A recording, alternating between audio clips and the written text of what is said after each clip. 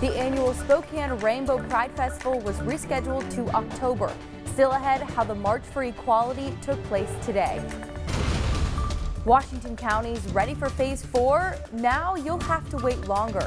We explain why the governor made that announcement next. Temperatures have already cooled down for this weekend, and now it looks like some wet weather is on the way. A mask mandate has been issued in Washington. But are wearing masks effective? A lab experiment out of Sacred Heart Medical Center shows us how. Well, good evening and thanks for staying up late with us. I'm Dana Marie McNichol. The annual Spokane Rainbow Pride Festival was rescheduled to October this year, but in its place is the March for Equality that was celebrated today.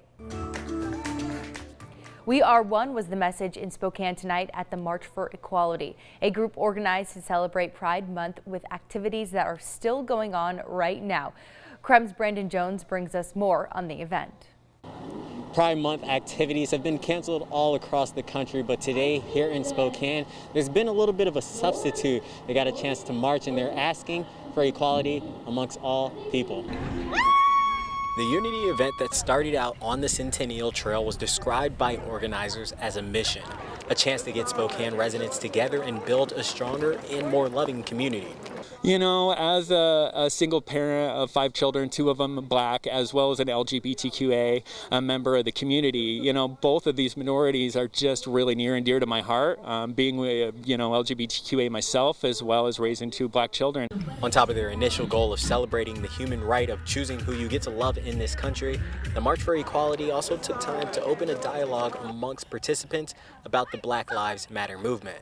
Speakers had the chance to stand in the Riverfront Pavilion and speak about progress they want to see and experiences they've had as members of the LGBTQA. There have been too many people throughout American history who couldn't live honestly as themselves and just love who they love. Along with the March for Equality and different speakers, a string of activities took place. Expressions of art, a meditation and healing exercise, music was played, and the lives that were lost in the Pulse nightclub shooting were honored. And I want to spread love and respect, because I think those are the 2 most important things that every single person needs. From Spokane, Brandon Jones, KREM 2 News. Thank you so much, Brandon, for that tonight. In other top stories, Washington County is looking to move to Phase 4 of reopening will have to wait just a little bit longer. That's due to rising coronavirus cases across the state and an increased concern about the virus spread, says the Department of Health. Before the pause, 8 counties were eligible to move from Phase 3 to Phase 4.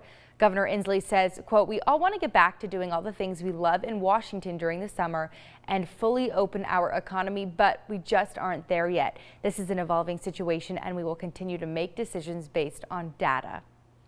Washington surpassed 30,000 coronavirus cases just this week. 6 new deaths and 549 new cases were reported today. Over 500,000 people in Washington have been tested for COVID-19. 6% of those tests have been positive. Meanwhile, most of Idaho will stay in Phase 4 for at least 2 more weeks. Governor Brad Little made the announcement this week after the state failed to meet the benchmark needed to move forward. That means every county in Idaho that advanced to Stage 4 will have the same restrictions extended. Ada County was moved back to Stage 3 after a spike in coronavirus cases. In an ideal world, we'd go back to what we did.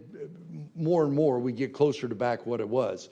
What we're doing is we're not slamming on the brakes, we're tapping on the brakes, and that's a result of this. Health officials will reevaluate at the end of the 2-week period to determine whether the state can move out of Stage 4. Well, the first wave of summer heat has officially ended for the region. Meteorologist Michelle Boss joins us now. Michelle, as the heat edges off the weekend, when are we expecting cooler weather to arrive? Well, we did get some cooler weather today. Today's highs were about 10 degrees cooler than what they were on Friday. Friday, the Spokane Valley hit 92 Today, we were seeing highs in the upper 70s. Elsewhere across the region, Moses Lake was in the 80s rather than the upper 90s. So we're starting to cool down already. Tomorrow, we're going to cool it down even more, but that's going to be helped along by some more scattered shower activity. Things are relatively quiet right now, but we did have a rogue shower develop over Coeur d'Alene and one over Pullman develop earlier this evening. Those have since pushed to the east. As we take a look at the watches and warnings that are in effect, we're looking at a flood watch that's going to be in effect for Monday and Tuesday for the central Idaho Panhandle.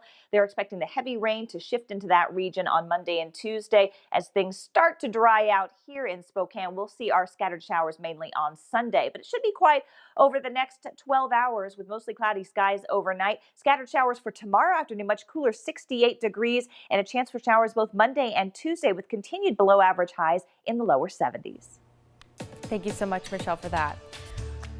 As of Friday, Washingtonians need to wear a face covering when out in public. The governor says the mandate will last indefinitely or until a vaccine or cure of some type is made available. So let's go over the specifics. Face masks are required in all public indoor settings. They are also required in any outdoor setting where social distancing isn't possible. You don't have to wear a mask if it will interfere with breathing during an outdoor activity. You do not have to wear them while you are eating or drinking at restaurants. Basically, if you're close to anyone that isn't in your household, you should wear a mask. Now, what happens if you don't wear a mask or face covering? Well, if caught violating the order, people can receive a misdemeanor, but authorities are more focused on education rather than citations. Spokane Health Officer Dr. Bob Lutz says that he doesn't want to use enforcement, but if there are repeat offenders, he would make it enforceable. Another common question, can I get an exemption to the mask mandate? The answer is a little bit more complicated. So people with respiratory or cardiac conditions that makes wearing masks dangerous, they won't have to wear a face covering. The same goes for the deaf or hard of hearing, since wearing a mask could prevent them from communicating. Children are also encouraged to wear masks, but those under 5 are not required. And for more mask requirements in Washington and where local businesses can get free masks, just text the word mask to 509-448-2000. You see it right there, the number on your screen, and we'll send you a link directly to your phone. The question that we receive often is, how effective is a mask to wear? Well, a demonstration by the microbiology lab at Providence Sacred Heart Medical Center shows how. Viruses like COVID-19 can be transmitted when droplets are produced through common behaviors. That includes sneezing, coughing, talking, or even singing. Masks block most of these droplets. Now, to show the effect of mask use, a bacteria culture plate was held 1.5 feet in front of a person's mouth. The droplets then landed on the plate. After culturing for 24 hours, colonies of bacteria can be seen. So as far as social distancing goes, masks limits the spread of microbes. Those are containing droplets produced by coughing.